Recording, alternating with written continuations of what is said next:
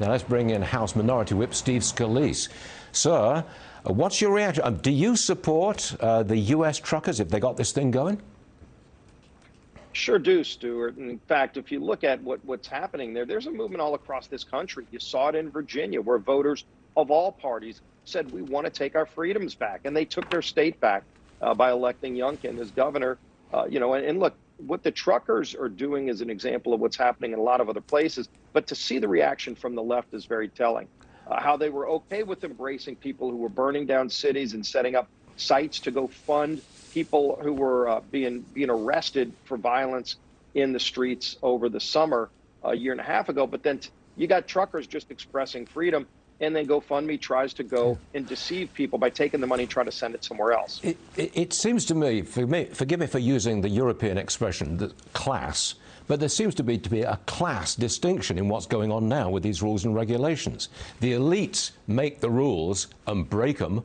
Working people, like truckers, who have to live with these mandates, are protesting against them.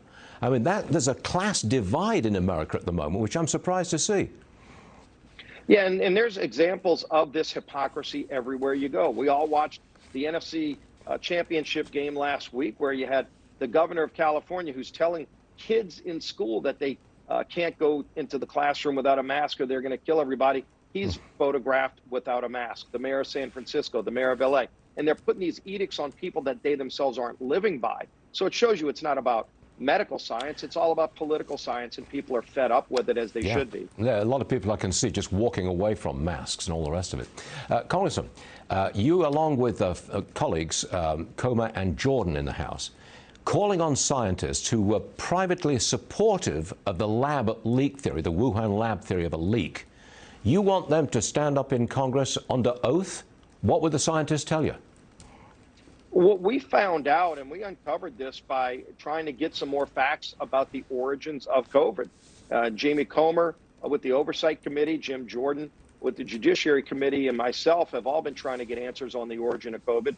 And they recently uncovered some emails that showed that some of Dr. Fauci's top advisors were actually emailing him, telling him they thought that COVID might have originated in the Wuhan lab, which, by the way, many other scientists have said probably did happen. Pelosi, for whatever reason, won't even hold a hearing on this. And so as we were uncovering this, there was an email from Dr. Fauci that basically said, stop emailing, let's do a phone call. They did the phone call. We don't know what was said on that call because we don't have any records of it. And then within days, all of those scientists changed their tune and started calling it a conspiracy theory and things like that to suggest it might have started in the lab in Wuhan.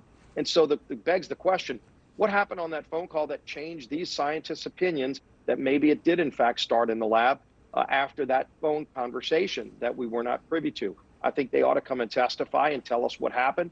We heard some of them got millions of dollars in federal grants after they changed their tune. That's alarming, by the way. If it's true, we want to find that out. We want to get the facts out. Speaker Pelosi will not allow hearings into this?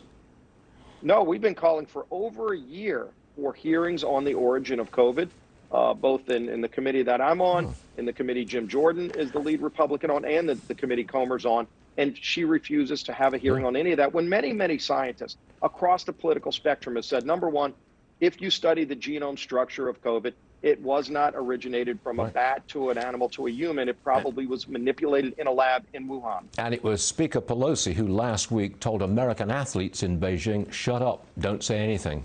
That's not great. Why are they covering for China? We want to find out these facts, and we're going to get them one way or another. Congressman, thank you very much for being here. Always appreciate it. Very much, Stuart. Yes, sir.